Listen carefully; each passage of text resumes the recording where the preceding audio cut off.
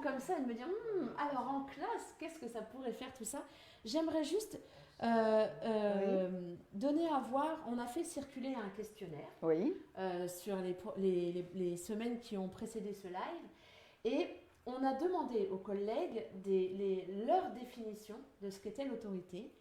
Et pour pouvoir analyser ici tout ce que vous avez répondu, je ne vais pas vous donner toutes les définitions, mais j'ai utilisé un petit logiciel qui permet de calculer les occurrences. Les occurrences, ce sont les termes qui sont répétés plusieurs fois et ce qui ressort. Et ce que je trouve très très intéressant, c'est qu'on voit ressortir le terme de respect, donc respecter, les règles, la bienveillance, écouter et obéir. Donc, il y a des choses que j'aurais envie de te rapprocher de la définition que tu avais, mais je vois là quand même se définir et se dessiner quand même beaucoup de malentendus et je me dis, il est bien ce live. On va répondre à certains des malentendus. Peut-être. Dans ta définition, tu parlais d'augmenter, de légitimité et d'influencer. Vraiment, je trouve que ces trois termes sont au cœur de ce qu'on va poursuivre là, dans le live. On va parler de ce qui se passe dans la classe et comment ça se met en action. Et on va faire ça autour de 5 points que je vais vous donner maintenant, qui est construire sa légitimité, construire la confiance, poser la loi, la règle et le règlement, poser des sanctions et proposer des espaces de parole. Et pour chacun de ces points, on va garder ça en vigilance, pour chacun de ces points, on va se demander comment ça se met en acte dans la classe et on va se demander quel travail ça me demande à moi en tant qu'enseignant. C'est parti ? C'est parti. Tu veux qu'on commence sur le respect ou la légitimité, puisque ce sont des termes qui... On va commencer par la légitimité. Et justement, tu mettras dans ce paragraphe sur la légitimité, je pense qu'on pourra parler de ce que c'est que le respect et de ce que finalement on met derrière ce terme un peu fourre-tout et qui est bien source de malentendus. Commençons par construire sa légitimité. Comment ça se met en acte dans notre pratique de classe? Bien. Alors, pas facile, hein, parce qu'il y a énormément de choses qui construisent la légitimité de l'enseignant. Bien sûr, il y a la connaissance des missions qui lui sont confiées, une bonne connaissance des missions qui lui sont confiées, de ce qu'il est en droit de faire et de ne pas faire. En obligation de faire. En obligation de faire, mais aussi en droit, parce que très souvent, ce droit-là, très souvent, il arrive que ce droit-là, notamment chez les enseignants, chez les adolescents, soit contesté. Donc, dans la mesure où il sait exactement ce qu'il a le droit de faire, il se sentira davantage légitime. Ça, c'est une chose. Évidemment, dans la représentation courante, l'enseignant, c'est quelqu'un qui transmet un savoir. Donc, il se sentira, lui, légitime dans la mesure où il maîtrise ce savoir. Mais ça, à mon avis, ce n'est pas la chose la plus importante, parce que ce savoir-là, il le maîtrise toujours, au regard du savoir que possèdent les élèves à qui il a pour mission de le transmettre. En règle générale, hein, encore que dans l'école élémentaire où nous sommes censés être pluridisciplinaires, il y a des savoirs qui nous échappent et pour lesquels on aurait bien besoin de temps en temps d'un petit rafraîchissement. Ceci étant, je crois que la vraie légitimité d'un enseignant se construit sur sa compétence d'enseignant, c'est-à-dire non pas en tant que transmetteur direct d'un savoir, mais en tant que quelqu'un qui est capable de construire des situations qui vont permettre aux élèves de s'approprier ce savoir, c'est-à-dire en fait des compétences de pédagogue. Donc tu mets au centre, finalement en tant que pierre angulaire de l'autorité, tu mets le travail de pédagogue et construire sa pédagogie, se construire en tant que pédagogue, c'est déjà faire autorité. Oui, bien sûr, parce que cette légitimité, c'est les élèves qui vont vous la reconnaître. Et là, du coup, c'est leur regard. C'est eux. C'est toute la différence entre la définition de l'autorité que donne par exemple Éric Prérat il parle de la potestas, ça c'est l'autorité qui vous est donnée par l'institution, qui nous est conférée. On entre dans une classe, en principe, on est le prof, c'est nous, c'est à nous que les élèves doivent obéir, et puis c'est de nous qu'ils attendent des apprentissages et des enseignements. Mais ça ne suffit pas. C'est très vite, pour que les enfants vous reconnaissent une véritable autorité, la potestas s'évacue. C'est ce qu'on appelle l'autoritas, c'est-à-dire la véritable autorité, celle qui trouve son origine, son étymologie dans le verbe autoriser, dans l'autorisation, et lui-même trouve son origine dans le mot auteur. Un vrai pédagogue, c'est quelqu'un qui est auteur de ce qu'il va faire. Ça veut dire que, bien sûr, il va construire, il va imaginer des processus, des démarches, mais il va surtout, je crois, s'informer, il va surtout se cultiver, parce que la pédagogie, c'est quelque chose de... c'est pas nouveau, quoi. Des mouvements pédagogiques existent depuis longtemps. Moi-même, comme je l'ai dit, je travaille dans le mouvement Freinet depuis que j'ai commencé à travailler. Et le mouvement Freinet, la pédagogie Freinet, propose énormément de choses d'une très grande cohérence qui vont permettre précisément à l'enseignant de construire une pédagogie qui soit centrée sur le travail des élèves. C'est-à-dire sur la possibilité de mettre les élèves en situation d'aller eux-mêmes vers le travail, et d'aller eux-mêmes vers la connaissance, vers le savoir, et non pas d'attendre que le prof leur apporte tout mâché. Ce que tu veux dire là, c'est que finalement, dans ta proposition et de l'autorité, tu mets le travail au centre comme étant quelque chose qui est porteur dans lui-même de l'autorité. Dans son essence même. D'ailleurs, c'est Philippe Mérieux qui dit n'organisez pas la discipline, organisez le travail. Et ensuite, ça viendra. Et d'ailleurs, à ce propos, c'est peut-être maintenant ou peut-être... Parce que j'aimerais beaucoup vous lire une citation de Fernand Deligny qui dit quelque chose comme ça. Auteur que j'ai découvert aujourd'hui et que je vais m'empresser de lire. Parce que Martine en donne une lecture savoureuse. Donc, roborative. Tout à fait. Alors, ce Fernand Deligny, c'était un éducateur du milieu du XXe siècle et qui était complètement décapant déjà à son époque, mais il l'est toujours, alors vous allez voir. Il dit, par rapport à des préoccupations fréquentes des enseignants ou des éducateurs qui est, parce qu'on parlait tout à l'heure de respect, on attend du respect.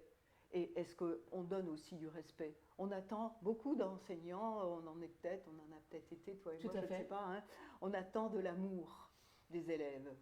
Erreur colossale.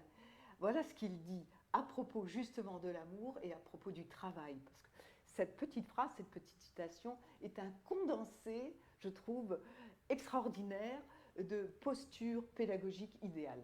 Voilà. Nous t'écoutons.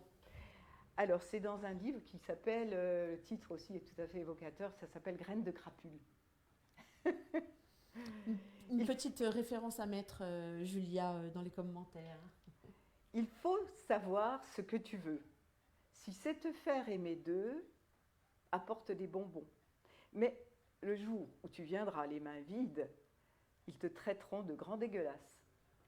Si tu veux faire ton travail, apporte-leur une corde à sauter, du bois à casser, des sacs à porter. Bon, ça c'est l'éducateur qui parle. Nous, c'est un travail qui est porteur aussi d'apprentissage, de savoir, de compétences, etc. Et il continue. L'amour viendra ensuite. Et là n'est pas ta récompense. Et ça, je trouve extraordinaire. C'est-à-dire que ce n'est pas ça qu'il faut chercher. Non. Si l'affection ou l'amour avec un grand A naît de cette relation, c'est ok, mais ce n'est pas ce qu'on cherche.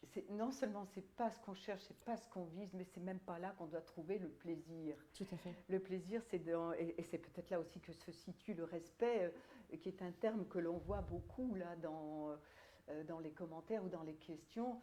C'est la capacité que nous avons de faire grandir les enfants, de leur apporter des postures qui leur permettent de façon autonome d'aller vers le savoir et d'acquérir une meilleure maîtrise de l'environnement. Tout Ou à fait. d'augmenter, alors ça je vais faire un petit peu de prosélytisme là, pour augmenter ce que Freinet appelait la puissance de vie. C'est-à-dire la capacité justement de s'intéresser à l'environnement et d'avoir une meilleure maîtrise, ce que d'ailleurs les psychanalystes ou même les éducateurs peuvent appeler le désir. Tout à fait. Le désir, c'est ça qu'il faut aller chercher chez les élèves. Ça, c'est hyper difficile. C'est très difficile, tout à fait. Le désir, c'est quelque chose de très difficile parce qu'il est enfoui sous l'envie et sous le caprice. Vous savez, cette envie et ce caprice qui font dire aux élèves, s'il te plaît, aux enfants, à leurs parents surtout, s'il te plaît, j'ai pas envie. Ça, c'est le caprice. C'est trop dur. Oui, c'est trop dur, ou bien, et c'est souvent ce caprice-là devant lequel, dit Philippe Mérieux, l'adulte s'agenouille. Et le désir, c'est autre chose. C'est tout à fait autre chose. Le désir, c'est presque toujours, ça se retrouve presque toujours dans la capacité ou dans la tension des élèves vers quelque chose de créatif, vers quelque chose qui leur permet d'abord d'extruder énormément de choses en eux, de les sublimer. En termes de psychanalyse, ça veut dire rendre socialement acceptable, et en même temps de construire quelque chose, une œuvre, quoi, dans laquelle ils se réalisent. Je résume, on parlait de la légitimité, de la construction de la légitimité. Oui. Tu parlais de la légitimité qu'on nous donne, que l'institution nous donne, et qu'on se donne à être à sa place en tant qu'enseignant, et on la construit en construisant une pédagogie, en étant conscient de ce qu'on en fait et en mettant les enfants au travail. Oui, oui, au travail. Ok. Mais un vrai travail. Est-ce que je vais le définir quand même. Mais bien, très bien, très bien. C'est un travail qui a du sens. Très bien. Dans les trois acceptions du terme sens, ça veut dire une signification pour eux. C'est pas un travail gratuit, un travail dont ils ne voient pas du tout l'intérêt. Au contraire, c'est un travail qu'ils trouvent intéressant, qui va conduire à quelque chose de tangible, quelque chose dont ils vont être fiers. Un travail qui souvent se fait, donc qui a du sens, signification, sens, direction, qui va les amener vers une réalisation. Oui, je sais où je vais. Réalisation de cette œuvre et réalisation de soi par la même.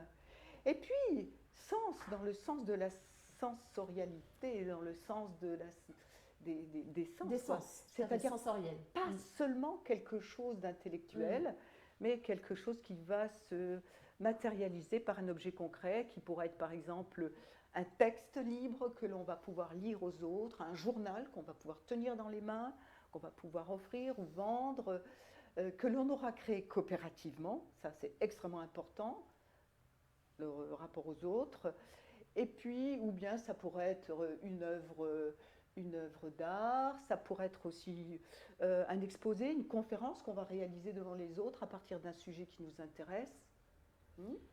Et dont le lien avec les programmes, toujours, tout à fait. Tôt ou tard va se retrouver, tôt ou tard. J'avais juste envie de mettre un point de vigilance par rapport à ça, parce qu'on est aussi à une époque où on dit il faut que tout soit concret, en lien avec la vraie vie. Et il est parfois compliqué, face à des savoirs qui sont purement abstraits, de faire ce lien-là. Et j'aurais envie de dire, attention, il y a certains moments, on peut aussi dire que certains apprentissages, certains savoirs vraiment très abstraits ne vont pas trouver forcément de débouchés là, ici, maintenant, mais elles sont valables quand même dans l'acquisition de certains apprentissages. Voilà, c'est parce que je trouve que cette injonction à vouloir tout le temps que ça soit très concret, ancré dans la vraie vie, quand on est avec des tout petits, on peut y arriver, mais plus on grandit, plus on peut se sentir écartelé avec cette injonction. Et il y a toute une notion en ce moment qui est en train d'apparaître entre les apprentissages dits primaires et les apprentissages dits secondaires. Des apprentissages primaires qui sont plutôt adaptatifs, donc qui sont très en lien avec notre environnement, et des apprentissages dits secondaires qui sont des apprentissages pour lesquels il faut forcément un médiateur, un enseignant, qui va apporter un savoir et apporter une méthodologie. Et j'aime bien essayer de mettre ces deux choses à égalité pour ne pas enlever complètement les apprentissages dits secondaires. Je suis d'accord avec toi, hein, mais je pense que les choses sont beaucoup plus intriquées que ça. Tout à fait. Par exemple, ce que tu pourrais appeler les apprentissages secondaires, ça serait par exemple l'orthographe. Oui, tout à fait. Hein? L'orthographe, tout à fait, les règles de grammaire, voilà. Un théorème mathématique. Oui, tout à fait. Alors dans ce cas, moi je vais parler de ce que je connais. Ce que je connais, c'est la pédagogie Freinet. Et donc la pédagogie Freinet, c'est une pédagogie qui est très branchée sur la vie, très ancrée dans la vie. Alors, comment faire en sorte que ces apprentissages-là, qui nécessitent une régularité, qui nécessitent une systématisation, tout à fait, soient acceptés par les élèves? Eh bien, je crois que chez nous, il y a un renversement de la vapeur. Dans la pédagogie plus classique, plus traditionnelle, le terme est un peu péjoratif, mais pas dans ma bouche, hein, eh bien, on commence par apprendre les règles et on fait écrire les élèves. Tout à fait. Alors que chez nous, c'est l'inverse. On commence par faire écrire les élèves. Par exemple, c'est tout au début, les petits qui entrent en CP commencent à écrire des textes libres, donc et ils font une dictée à l'adulte. Et puis, progressivement, ils vont se rendre compte qu'on n'écrit pas n'importe comment, qu'il y a une orthographe à respecter, des règles de grammaire, de conjugaison à respecter, pour être entendu, dans une bonne communication. Parce que pourquoi écrit-on, pourquoi parle-t-on? Toujours, c'est pour communiquer quelque chose. Et pour que le message passe le mieux possible, il est indispensable qu'il soit le plus clair possible.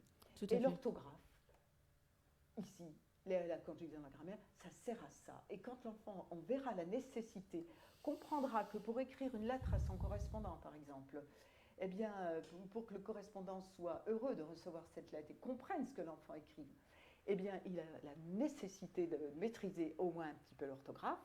Dans ce cas, il va aller vers ces exercices de systématisation. Et ça devient un outil, non plus une nécessité qui n'a pas de sens, mais un outil au service de quelque chose. C'est pareil pour les maths. C'est pareil pour... Dans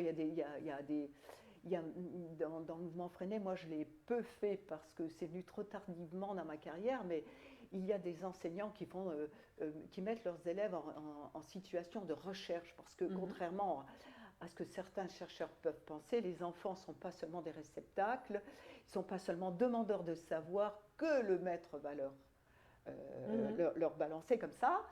Ce sont aussi des chercheurs qui peuvent trouver. Et je vois donc pour ces recherches mathématiques, notamment toute l'équipe du Nord là, est très forte dans ces pratiques-là. Les enfants arrivent à des choses mais sidérantes dans ce qu'ils sont capables. Ils arrivent à trouver, à retrouver les théorèmes, ils arrivent à retrouver les tables de multiplication, comment ça fonctionne une division. C'est quelque chose de tout à fait merveilleux. Tout à fait. Donc ça, ce que tu dis là, tu vois, comprends. C'est en phase. Et la systématisation, elle n'est pas du tout absente. On ne peut d'ailleurs pas en faire l'économie. C'est ça, exactement. Et ça demande de l'effort. Oui. Et il faut, à ce moment-là, faire preuve d'autorité et l'autorité, donner du sens pour accompagner cet effort-là. Parce que on est bien d'accord que l'autorité, on n'a pas à en faire preuve quand tout va bien. On a à en faire preuve pour canaliser, pour remettre dans le bon chemin, en sécurité. Et ce que je veux dire, c'est que j'ai perdu un peu le fil de mon idée, mais c'est pas très grave. C'est qu'on est en train peut-être de se perdre, et j'aimerais qu'on passe au deuxième point, qui est la construction de la confiance. Comment ? Je rappelle, on s'est dit que faire autorité dans sa classe, c'était construire sa légitimité. Maintenant, on passe au deuxième point, qui est construire la confiance. C'est quoi cette confiance et comment elle se construit dans la classe? Et qu'est-ce que ça demande à l'enseignant de construire vis-à-vis de soi-même? Voilà. Alors, la question de la confiance, elle est centrale dans l'univers de l'autorité. C'est absolument centrale. Et moi, je pensais qu'il y avait 3 types de confiance, et avec toi tout à l'heure, on s'est rendu compte qu'en fait, il y en avait 4. Ouais. Il y a 4 façons de travailler la confiance dans la classe. Bien, il y a d'abord la confiance que nous avons. Non, je dirais que je vais commencer peut-être par la plus importante, c'est la confiance que les élèves ont en nous. Tout à fait. Il y a la confiance que nous avons dans les élèves, dans leurs capacités. Il y a la confiance que nous avons en nous-mêmes, en nos propres capacités à pouvoir gérer une classe, à pouvoir travailler dignement et légitimement. Et puis, il y a la confiance que les élèves ont dans les autres élèves. C'est celle-ci à laquelle je n'avais pas pensé et que tu m'as rappelé. Alors, comment la construire? Alors, peut-être qu'au début, lorsqu'on est enseignant, le plus difficile, c'est de construire une confiance en soi-même. Comment est-ce que je peux avoir confiance en moi? Ça, c'est très difficile parce que de la même manière que je parlais tout à l'heure du mâle dominant de la horde primitive qui agissait avec brutalité, qui inspire la terreur, etc. Lui, qu'est-ce qu'il fait agir au fond? Eh bien, c'est la peur. La peur d'être détrôné, d'être balancé par un nouveau mâle dominant. Et il a complètement raison d'ailleurs d'avoir peur, parce que tôt ou tard, ça va lui arriver, cette bricole. Donc, pour nous, c'est quand même un peu différent, mais la chose est là aussi. On a peur. On a peur au début. Au début, quand on commence à travailler, on a peur. Et moi, je crois que cette peur est quand même toujours présente là. C'est d'ailleurs ce qui fait que très souvent, on est sur la sellette et on peut être bon. C'est la peur qu'il faut transformer en trame du comédien, ce qui fait qu'on est bon. Quoi. Et qui fait à certains moments qu'on se sent en fragilité. Et certains élèves savent bien venir titiller ce petit point de peur qui reste au fin fond de nous à certains moments. Oui, ça c'est pas grave. Ce qui est plus grave, c'est la peur qu'on peut avoir au début, parce que Jean Houry, qui était un psychiatre, disait que les enfants ont des antennes et qu'ils captent tout. Eh bien, ils captent aussi la peur de l'enseignant. Et c'est terrible ça, parce que la peur génère la peur. Eux, ils ont besoin de s'appuyer sur nous. Ils ont besoin d'être, on y reviendra, mais ils ont besoin d'être dans un univers sécurisé. Tout à fait. Or, si l'enseignant est là, tout tremblotant, qu'il est lui sur quoi on doit s'appuyer et puis qu'il a peur, ça génère chez eux aussi de la peur et de l'anxiété et donc de la nervosité et tous les comportements anomiques que l'on peut observer dans les classes. Alors, comment maîtriser sa peur? Ah, vaste programme. Qu'est-ce qu'on peut faire pour construire finalement ça, cette confiance en soi et puis éliminer sa peur? Ben, la première chose déjà, c'est de la reconnaître. Parce que lutter contre un ennemi qu'on ignore, dont on ne veut pas voir la réalité, eh bien c'est une utopie, c'est pas une utopie, c'est une fausse route, quoi. Eh bien, la première chose, c'est donc la reconnaître. Et une fois qu'on l'a reconnue, cette peur, eh bien, arriver à travailler là-dessus. Bien, se dire, mais de quoi j'ai peur, au fond? Est-ce que j'ai peur d'être phagocytée par eux? Mais sûrement pas, non. C'est pas possible. Essayez comme ça de désamorcer toutes les petites peurs qui viennent nourrir cette grande peur. Et puis construire, bien sûr, construire ce savoir pédagogique dès le départ. C'est-à-dire dès le départ, lire, faire des stages, réfléchir avec des collègues pour pouvoir construire cette pédagogie qui a du sens pour les élèves et qui va leur permettre justement de convaincre, comme dit Mérieux, de convaincre sans vaincre. Il ne s'agit pas de vaincre, il s'agit de convaincre. Tout à fait. On n'est pas dans un combat. On n'est pas dans un combat. On est dans un combat au départ avec soi-même. D'abord la reconnaître. Et puis surtout, ensuite se dire, mais ce métier pour lequel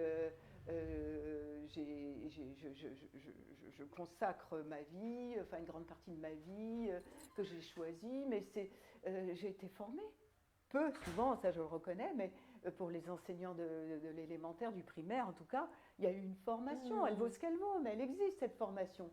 On revient à la légitimité du départ. Mais oui, mais oui. Je suis un professionnel. Je suis là et je suis là à ma place. Comme le père légitime, le père édipien, il est là à sa place. Il est là pour transmettre la règle, lui, le père légitime. Il est là pour transmettre la règle, l'interdit de l'inceste.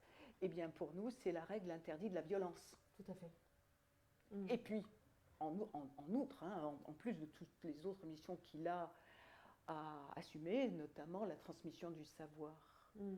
Voilà. Alors donc, confiance, on en est à la confiance en de soi, en soi. c'est peut-être la plus difficile. Ok. Hein, se dire je suis vraiment là à ma place et je vais tout faire pour l'être.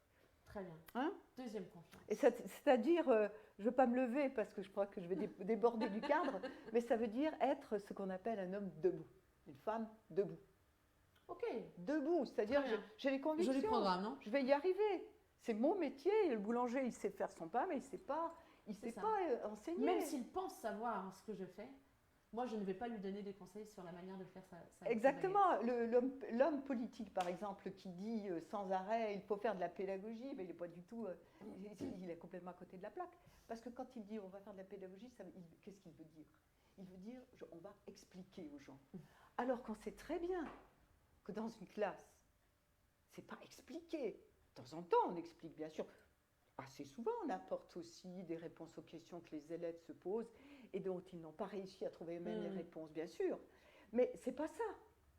C'est pas expliquer. La pédagogie, c'est notre métier à nous. C'est de créer les conditions, je répète, hein, parce que ça c'est extrêmement important, pour faire en sorte que l'élève retrouve le désir d'apprendre et se mette en situation de travailler pour l'acquérir, ce savoir. Bon, confiance. Confiance en soi, c'est bon. Confiance en soi, c'est bon. Deuxième confiance, c'est la confiance que moi j'ai dans les élèves. C'est la confiance que j'ai dans les élèves, eh bien, moi j'ai confiance. C'est mon expérience qui me montre que quand j'ai confiance, ben, ça marche. Ça marche d'ailleurs, les convictions, elles sont toujours très importantes. Hein. J'ai confiance, les élèves, et c'est pas des objets, c'est pas des plantes, c'est des humains qui sont dotés d'un cerveau et puis qui sont capables, parce que ils ont ce qu'on appelle de façon un peu pompeuse, mais ça dit tellement bien les choses, cette pulsion d'apprendre qu'on appelle la pulsion épistémophilique. Ils l'ont. Il faut la retrouver, mais ils l'ont. Donc j'ai confiance. Si j'ai confiance en moi, j'ai confiance dans le fait que les enfants vont essayer de retrouver ce goût du savoir, ce goût de la recherche. C'est ce qu'on appelle l'éducabilité. C'est pas tout à fait la même chose, mais c'est la foi dans l'éducabilité de l'apprenant dont parle Philippe Mérieux. C'est de croire que les personnes que j'accompagne, enfants ou pas enfants, en tout cas avec qui je fais de la pédagogie, sont en capacité d'apprendre d'où ils partent. Oui, d'où ils partent. Et quel que soit leur niveau et quelle que soit leur fracture intérieure, il y a toujours quelque chose à faire. C'est aussi ce que croit d'ailleurs Jacques Lévin. Je veux dire un mot sur Jacques Lévin, qui est un psychanalyste et qui a créé ce qu'il appelle l'AXAS, l'association de groupes de soutien au soutien, dont j'invite les personnes qui sont là sur ce site à aller visiter aussi le site. Parce que vous trouverez plein de choses, on en reparlera aussi sans doute, mais vous trouverez sur ce site les débats, les ateliers philo, les ateliers psycho, on en parlera, je suis sûre, parce que c'est quelque chose de tout à fait intéressant. Et donc, oui, ça c'est l'éducabilité. La foi, la certitude, la conviction plutôt, que chaque enfant où il en est peut progresser.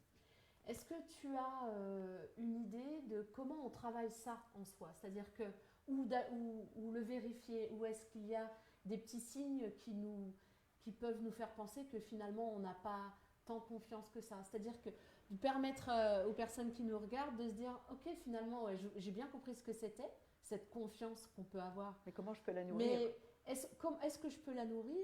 Et est-ce que finalement, est-ce que j'ai confiance dans mes élèves? Quelles questions je peux me poser moi en tant qu'enseignant pour vérifier, entre guillemets, si j'ai cette confiance-là. Et puis c'est une vraie question, parce que je sais bien que beaucoup de profs voyants, notamment au collège, à l'école élémentaire c'est différent, parce qu'on voit encore de la vivacité dans l'œil des enfants, on peut tabler là-dessus. Mais j'imagine qu'aujourd'hui, les professeurs de collège, notamment devant l'attitude un peu avachie des élèves, se disent mais moi c'est perdu quoi. J'imagine que c'est ça. Donc si on a ce genre d'idée, comment peut-on restaurer? Finalement déjà on prend conscience que finalement j'ai pas si confiance que ça. Et donc du coup si je sais que c'est un des piliers de l'autorité, comment je fais pour m'en convaincre ou changer de regard parce que écoute, tu l'as dit, c'est le regard. D'accord. C'est le regard qu'on porte sur l'autre. Et justement, ce regard, il est double. C'est le regard symbolique, c'est-à-dire le regard, c'est-à-dire tout ce qu'on va projeter sur l'autre, mais aussi tout ce qu'on est capable de regarder vraiment. C'est un regard, on dirait plutôt une écoute à plusieurs niveaux. C'est-à-dire que je suis capable de comprendre que dans tel geste, dans telle parole, il y a de la demande. Et ça veut dire une très grande disponibilité. Hein. Ça veut dire qu'on n'est pas centré sur son cours magistral. Ça veut dire que je regarde aussi l'autre et je me dis, ah, lui, tiens, il a apporté cette petite réponse-là. Ou bien, tiens, ça a l'air de l'intéresser. Donc, c'est difficile, hein, parce qu'ils sont 30 dans la classe et qu'il faut... Et puis certains, de par leur comportement, il faut une sacrée volonté de changer de regard. Parce que ce qui est donné à voir n'est pas simple à détourner. Marie dit foi dans l'éducabilité. Ça veut dire quelque chose qui est de l'ordre de c'est posé comme comment dire comme quelque chose qu'on se pose dès le départ. Quoi, hein. Tout à fait. C'est le pilier. Et c'est un pilier. Et si j'y crois pas, d'ailleurs c'est vrai pour tout, je fais bien ce à quoi je crois. Et si j'y crois, la foi soulève des montagnes. Et si j'y crois pas, eh bien, on a peu de chance, quoi. C'est le regard de bienveillance, c'est le regard de il va y arriver. Alors on en était là, mais on en était là, mais je voulais juste une toute petite pause quand même pour accueillir toutes les personnes qui sont là. Oui. Je ne l'ai pas fait jusqu'à présent et j'en suis désolée. Emportée par d'abord les soucis techniques et ensuite la force du dialogue. Voilà, on accueille Caroline, Macha, qui donne un témoignage sur lequel j'aimerais bien revenir à un moment donné, parce que c'est très intéressant. Dincy, Anne-Christine, Nathalie, Diamant. Alors, des fois, vous avez des pseudos qui sont un peu inconfortables à dire. Farida, Sarah. Merci d'être là. Fabien qui est là aussi. Sarah. N'hésitez pas à poser des questions. Il y a beaucoup de personnes qui donnent un peu leur témoignage, qui disent qu'ils sont d'accord avec ce que tu dis.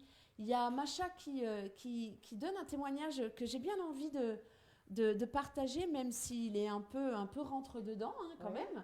Bah oui. Macha qui dit il faut un peu de dictature, point barre. J'ai toujours travaillé ainsi et ça a bien marché, que ce soit avec mes élèves au lycée ou après avec mes étudiants à la faculté.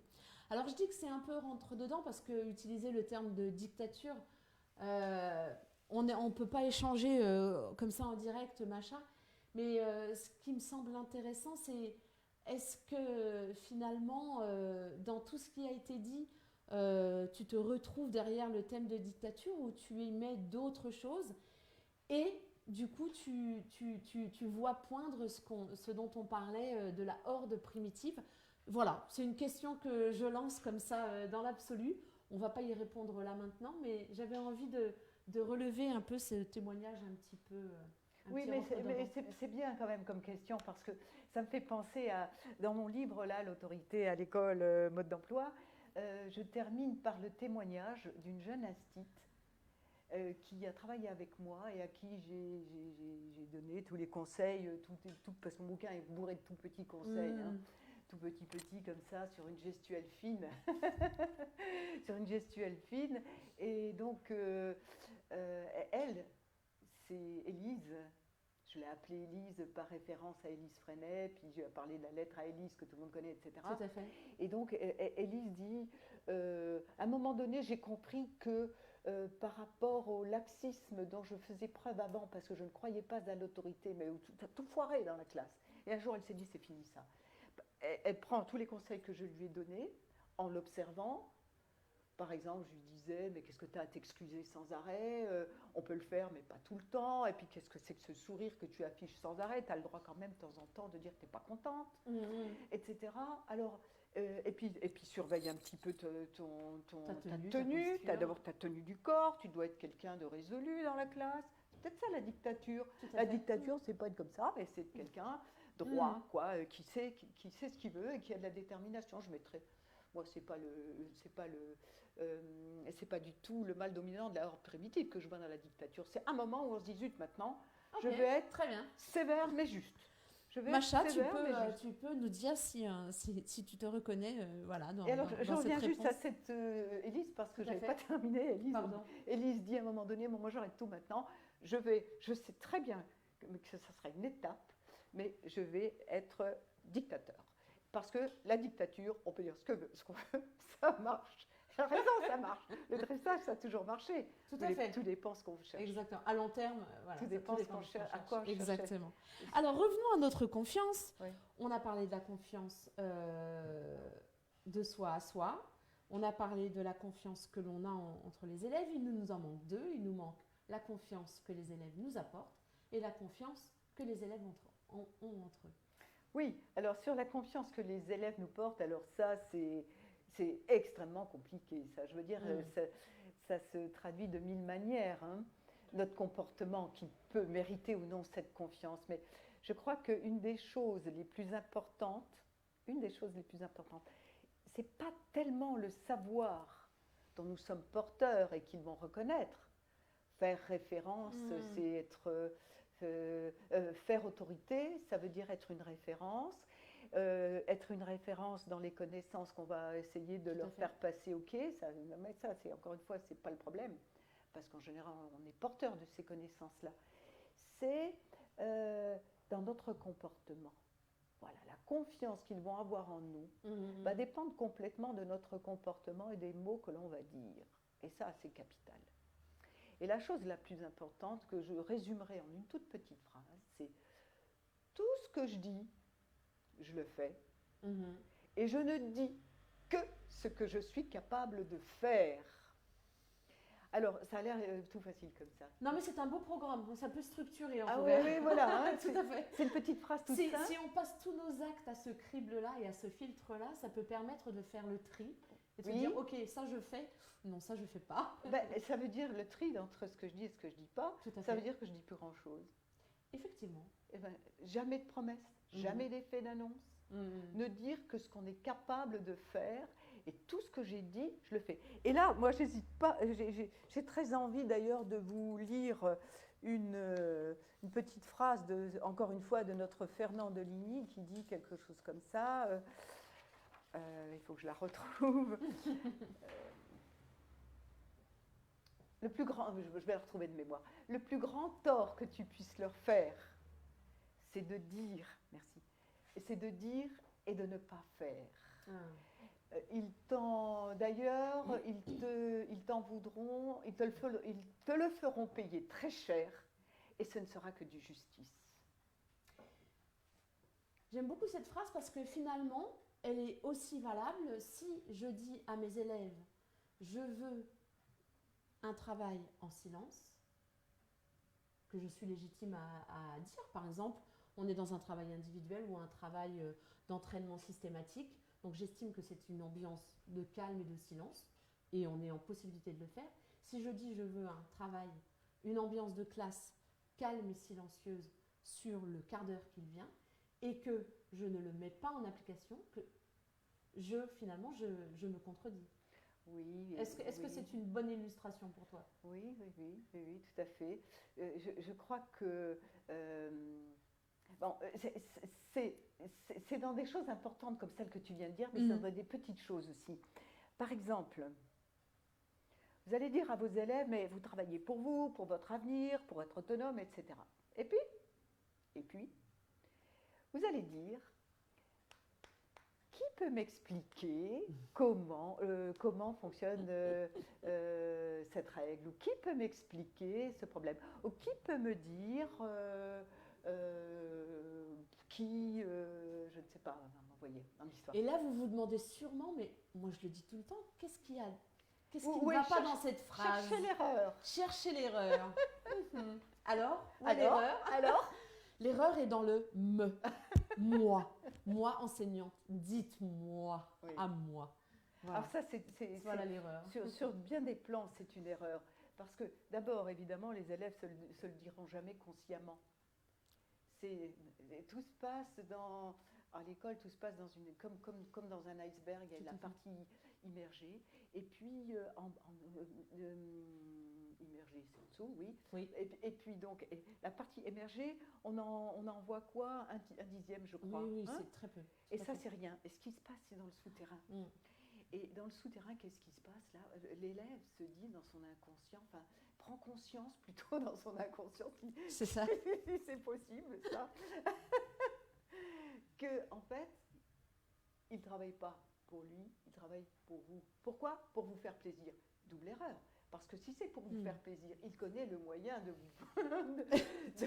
De vous le faire payer. de vous le faire payer ou de ne pas vous faire plaisir. Tout à fait. Donc, il y a ça.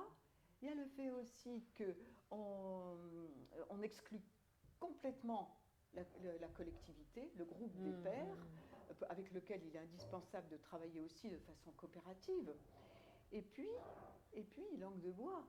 C'est-à-dire, vous êtes en train de dire à l'élève que vous ne le savez pas. Qui pourrait m'expliquer? Et l'élève sait très bien que vous le savez. Oui, tout à fait. Et il sait très bien que vous le savez et que votre question n'a donc pas de sens. Et on Alors, est tout le temps comme ça, en train de tromper leur confiance dans une parole qui se voudrait une parole de vérité ou d'authenticité. Mais tout le temps, tout le temps. On voit bien sur tous les registres sur lesquels il faut aller travailler. Donc, Oui. n'ayez crainte, quand vous débutez, petit à petit, vous allez construire votre langage et effectivement prendre conscience de tous ces éléments de langage qu'il faut soit écarter, soit ajouter. Mais voilà, il est intéressant de prendre conscience de ces petits éléments de langage qui effectivement parlent des contradictions qu'on peut avoir entre ce que l'on dit et ce que l'on fait. Oui, voilà. Donc je répète, hein, tout ce que vous dites, vous le faites. Et ne dites que ce que vous êtes capable de faire. Pas d'effet d'annonce et pas de choses comme ça. Il nous manque un quatrième élément sur la confiance. Il faut qu'on avance, hein, Martine, si on veut finir tout notre... Il est déjà 16h30, donc on se donne un petit quart d'heure parce que... il est déjà 16h30. Et il est déjà 16h30. Alors la confiance que les élèves ont entre eux, voilà. Eh bien, elle ne peut se faire que dans un climat de sécurité. Exactement. Parce que par nature, les enfants sont cruels, on le sait bien les uns avec les autres. Alors ils vont avoir des gestes de violence, des injures, et puis ils en ont une qui est un geste de violence qui est extrêmement fort, c'est la moquerie. Et Fernand Horry disait de la moquerie, Fernand Horry qui est le fondateur de la pédagogie institutionnelle, tendance psychanalytique, eh bien il disait la moquerie, ce petit meurtre mesquin. Alors souvent les gens me disent, voilà, mais pourquoi c'est... Alors c'est écrit en grand dans ma classe, c'était écrit, on ne se moque pas. Et les gens se moquent de ça. Ils n'ont pas compris qu'entre l'humour et la moquerie, il y a un monde, c'est pas la même chose. Là, il y a une intention à la moquerie de malveillance, de destruction, et de meurtre, comme dit. Et pour s'en convaincre, il suffit de se rappeler soi-même des situations où on a été mis, enfant, adolescent ou même adulte, en situation d'être moqué. C'est destructeur. Or, à l'école, la moquerie, mais c'est terrible la moquerie, parce que si on n'est pas dans un climat d'absolue sécurité, parce qu'il y a de la coopération entre les élèves, d'abord, parce qu'il y a une règle, une loi qui l'interdit, eh bien, on ne s'essaye jamais dans un savoir nouveau. Parce que s'essayer dans un savoir nouveau, c'est essayer quelque chose qu'on ne maîtrise pas, qu'on ignorait, qu'on ne maîtrise pas, dans lequel on va par tâtonnement et dans lequel nécessairement on va trébucher. Et les élèves, quand vous trébuchez, craquent, c'est le rire, la moquerie. Or, si on n'a pas cette protection-là, cette sécurité-là, on ne va pas travailler. C'est vraiment ce terme à retenir, c'est ce terme de sécurité. Sécurité. Il est vraiment intéressant. Donc, pour que les enfants aient confiance les uns dans les autres, il faut qu'il y ait tout un travail de coopération sur le travail en lui-même, le travail coopératif, et puis aussi sur quelques petites règles de fonctionnement comme ça, quoi. Alors, après avoir défini ce qu'était l'autorité, on est parti sur l'idée que faire autorité dans sa classe, c'était construire sa légitimité, c'était construire la confiance. Il nous reste 3 points à aborder, Martine, donc il va falloir qu'on soit synthétique. C'est un challenge que je te lance. Oui. 3e point, poser la loi, la règle, le règlement. Oui, on y va. On y va. Alors, la règle, c'est une des choses que les enfants, surtout les adolescents d'ailleurs, transgressent sans arrêt. Tout à fait. La façon dont nous travaillons en pédagogie n'empêche pas complètement la transgression, mais aide vraiment à faire en sorte que cette règle soit respectée. Eh bien, la règle, pour qu'on en sente le bien fondé, pour qu'on sente que ça n'est pas une contrainte qui est là pour vous empêcher de vivre, mais au contraire pour vous permettre de vivre en communauté, elle doit être élaborée collectivement. Comment? Eh bien, à partir des histoires que les enfants rapportent sur ce que nous appelons, nous, le conseil, sur la table de ce que nous appelons le conseil. Qu'est-ce que c'est qu'un conseil? Eh bien, c'est une réunion coopérative où les enfants vont surtout faire des propositions pour organiser le travail. Je dis bien surtout, parce qu'il faut des choses concrètes que l'on voit, que l'on sent. Qu'on ne soit pas seulement dans la revendication. Oui, ou dans le tribunal, comme certains nous accusent d'être, enfin de construire. Tout à fait. Donc la règle, on l'élabore ensemble. Ainsi, les enfants en voient le bien fondé. Alors, moi, je suis allée souvent en tant que formatrice, j'allais dans des classes et puis je voyais des règlements affichés au mur. Alors, c'était j'obéis à la maîtresse, je lève le doigt, je fais mon travail, toutes sortes de propositions dont on voyait très bien qu'elles émanaient de l'enseignant. Et ça voulait dire que ça appartenait à l'enseignant. Alors que quand la règle appartient à la collectivité, parce que c'est la collectivité et c'est la classe qui l'a élaboré ensemble, que c'est inscrit sur un panneau qui médiatise tout cela, eh bien, lorsque les élèves transgressent, ce n'est pas à moi qu'ils s'adressent, ce n'est pas moi qu'ils cherchent à atteindre, eh bien, c'est la règle. Oui, donc, et le bien collectif. Finalement. Et le bien collectif et la communauté dont ils appartiennent, à laquelle ils appartiennent. Alors là, moi, je vais me faire l'avocat du diable. Oui. Parce que je pense quand même qu'à un moment donné, que fait-on de la nécessité, en tant que citoyen, de respecter une règle que je n'ai pas construite? Je parle de la loi avec un grand L, que je n'ai pas construite. Hein, la loi qui me dit que je n'ai pas le droit de fumer dans les lieux publics, par exemple, je ne l'ai pas choisi.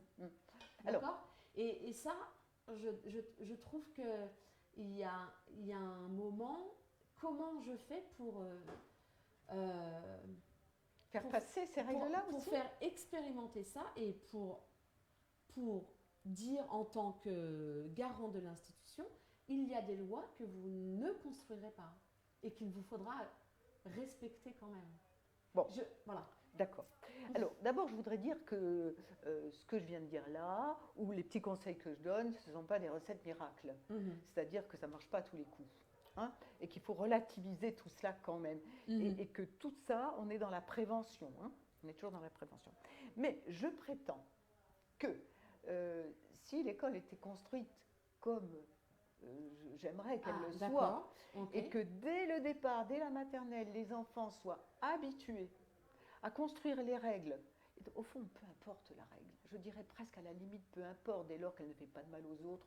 Moi, j'ai parfois fait accepter que soient notées des règles qui n'avaient pas beaucoup d'intérêt, mais je me disais, au fond, c'est eux. Elle appartient à cette communauté. Elle appartient.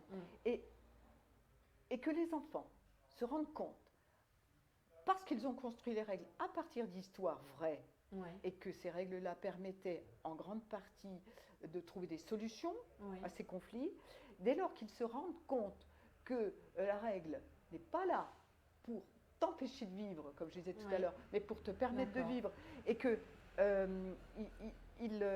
intègrent cette idée-là, ça vaut pour toutes les règles. Très bien, ça veut dire que ça fait des citoyens qui, devenus adultes et ont obligation de respecter la loi, l'intègrent de façon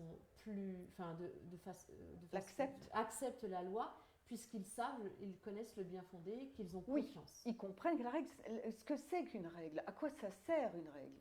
Donc, dans le monde qui est le nôtre, avec toutes ces imperfections, et c'est OK d'être imparfait, faire une proposition à nos élèves que de retravailler à partir de leur vécu peut leur permettre de s'approprier des lois qui sont extérieures à leur vécu.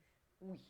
Okay. On tend vers, disons. Hein. Je ne dis pas que ça fonctionne à tous les coups. Rien ne fonctionne à tous les coups. Tout à fait. On est toujours dans l'aléa avec l'humain. Et là, effectivement, sur cette émission, on est sur une proposition d'intention et d'idées.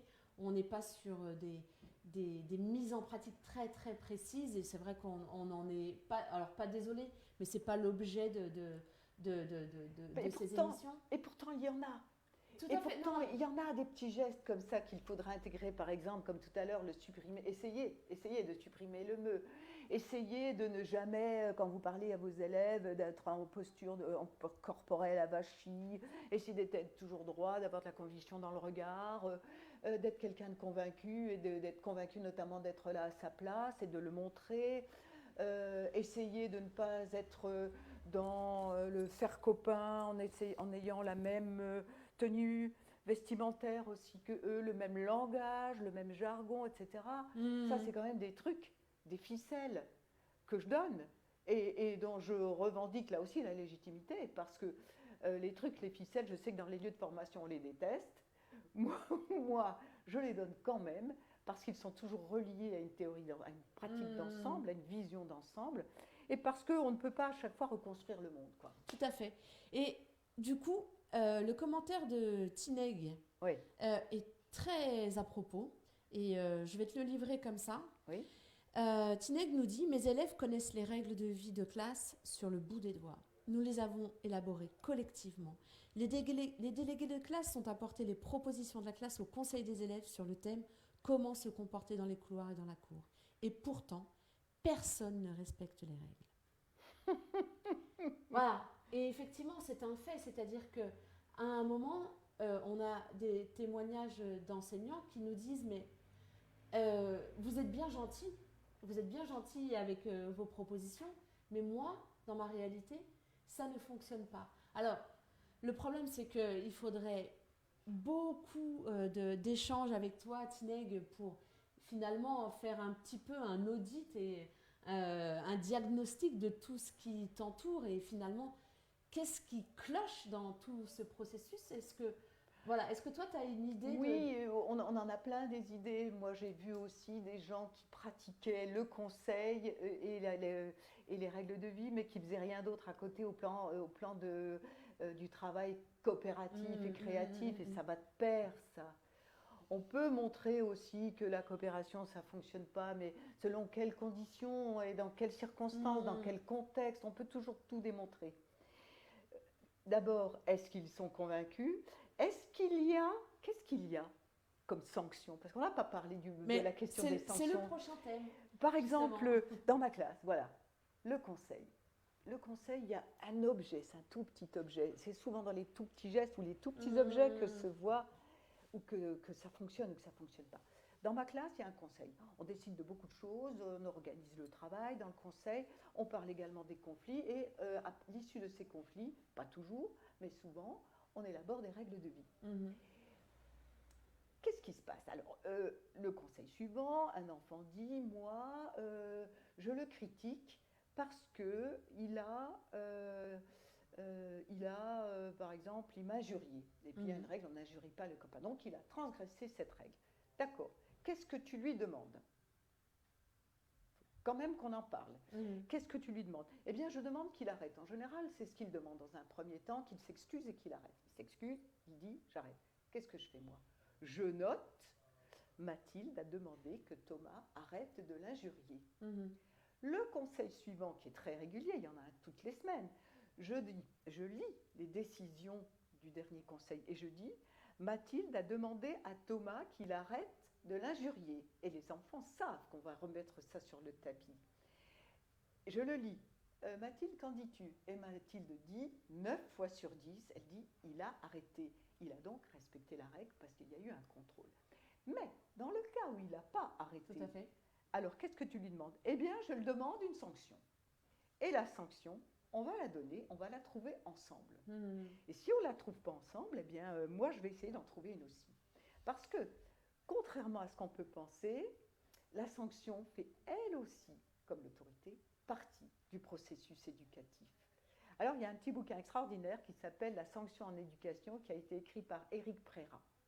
Éric Préra, c'est un prof de sciences d'éducation à Nancy, et c'est un petit que sais-je. Donc c'est petit, c'est du condensé, et c'est tout à fait édifiant.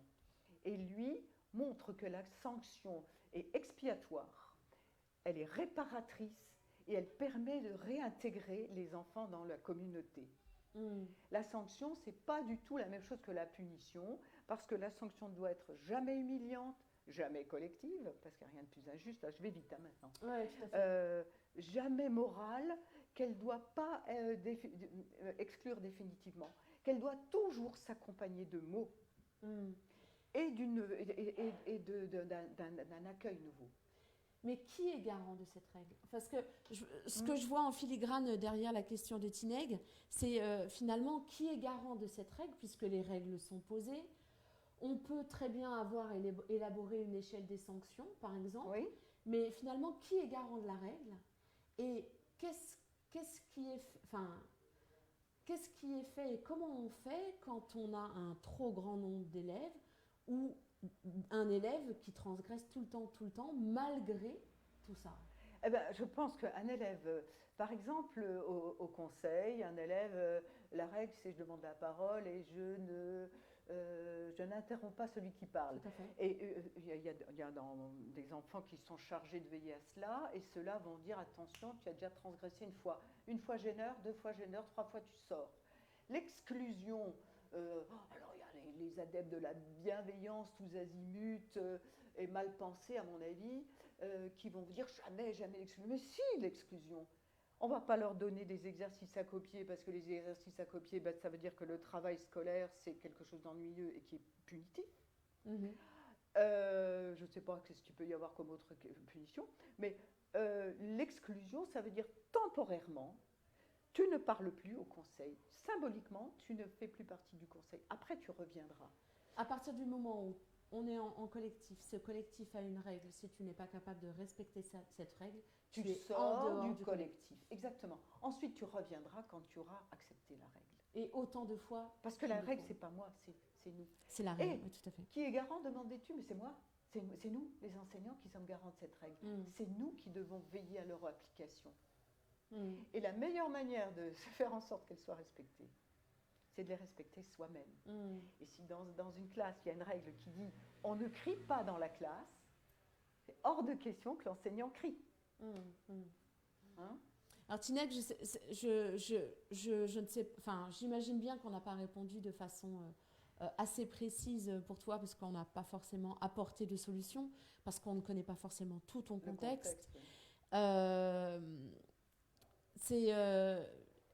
Finalement, ce qui sera intéressant, c'est d'interroger à la lecture de ces 5 points qu'on s'est posés, de vous poser peut-être en équipe, si c'est un problème d'équipe, ou toi de te faire accompagner de quelqu'un pour questionner finalement ces 5 piliers qu'on est en train de terminer d'aborder, pour voir où s'insérerait quelque chose, un levier à actionner. Oui. Voilà la réponse que j'aurais envie de faire à Tineg. Sans doute, oui. Poser les sanctions, eh bien, nous y avions répondu. J'aimerais qu'on aborde le dernier point, c'est proposer des espaces de parole. Mais finalement, tu as déjà commencé à l'introduire. Je vais peut-être les énumérer rapidement. Tout à fait. Les espaces de parole, eh bien, c'est quoi de neuf le matin. L'enfant a peut-être quelque chose à dire qui va lui permettre ensuite de se libérer, d'être plus disponible pour les savoirs. Il a peut-être aussi envie au cours de ce quoi de neuf, d'ailleurs il s'est inscrit la veille dans certaines classes, d'apporter un questionnement, d'apporter un poème, d'apporter un objet, d'apporter un début de recherche, etc. Donc c'est accueillir l'enfant dans sa globalité. Ça, c'est le quoi de neuf. Il y a le conseil dont je viens de parler, avec ses propositions, critiques, etc. Mais il y a aussi, alors là, renseignez-vous, c'est quelque chose de magique, c'est les ateliers philo. Et quelle que soit la matière, on peut aménager des moments comme ça d'échange de ce type. Et puis, ça, je n'ai pas le temps d'en parler parce que c'est encore plus magique, ça s'appelle les ateliers psycho. J'en parle pas dans ce livre, mais vous irez voir sur le site de l'Axas, dont j'ai parlé tout à l'heure. Il y a tout un développement, c'est un truc extraordinaire où il ne s'agit pas pour nous de se substituer au rôle de thérapeute, de psychanalyste. On n'en a ni les moyens, ni la compétence, ni la fonction, ni les objectifs, rien du tout. Mais simplement de permettre à des enfants d'exprimer quelque chose qui est lourd. Et ce que j'entendais tout à l'heure dans la présentation que tu m'en faisais, c'était aussi de proposer aux élèves des situations qui leur permettent finalement de travailler leur empathie. Oui, pour la compréhension de ses propres sentiments ressentis et la compréhension des sentiments et des ressentis des autres. Oui, c'est ça. C'est ça que j'en ai compris tout à l'heure, parce Tout que à fait. je ne connaissais pas Les ateliers psycho. De Jacques Lévin, donc de l'Axas. Très bien, vraiment un grand merci. Il y a Tinek qui nous dit merci pour ses conseils. Lors d'une réunion de formation à l'inspection, un CPC nous a dit d'éviter les quads neufs en disant que cela peut être dangereux. Alors c'est vrai qu'entendu comme ça, on se dit qu'est-ce qui peut être dangereux? Je crois que finalement, c'est ce que disait Martine tout à l'heure, c'est qu'à partir du moment où on dit « Ah, je vais faire un quad neuf » et que je fais un quad neuf et que je ne sais pas pourquoi je le fais, que je ne donne pas un objectif précis, que je ne donne pas un cadre de parole, effectivement, ça peut être dangereux. On est d'accord avec ça? Oui, exactement. Et puis, il y a aussi le fait que beaucoup d'adultes redoutent que pendant le quad neuf, l'enfant raconte des choses terribles. Tout à fait. J'ai jamais vu. J'ai jamais vu ça. Parce que les enfants savent très bien ce qu'ils peuvent dire devant les autres et ce qu'ils vont vous dire en aparté, comme ça m'est déjà arrivé aussi, des choses extrêmement douloureuses pour lesquelles j'ai eu une action immédiate. Hein. On peut imaginer l'histoire d'inceste et des trucs comme ça. Ça, jamais, jamais, jamais. Maintenant, beaucoup de gens de l'institution, conseillers pédas dont j'étais, ou inspecteurs détestent aussi les quad neufs parce qu'ils trouvent que c'est du blabla, pour rien.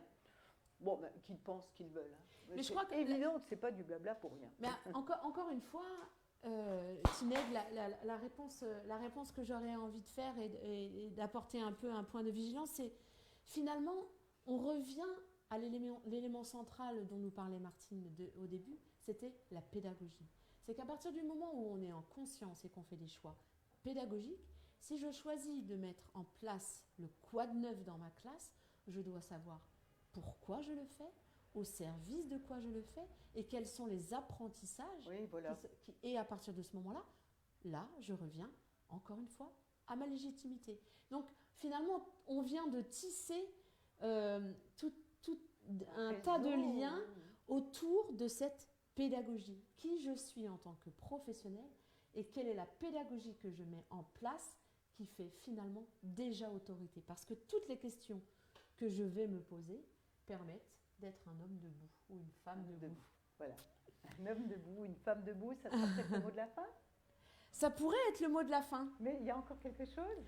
Non, mais Tineg, finalement, plus soit sur ce que tu dis, parce qu'elle dit que le CPC rapportait une expérience d'une séance de quad neuf où un enfant se confiait sur des événements terribles qui se déroulaient chez lui.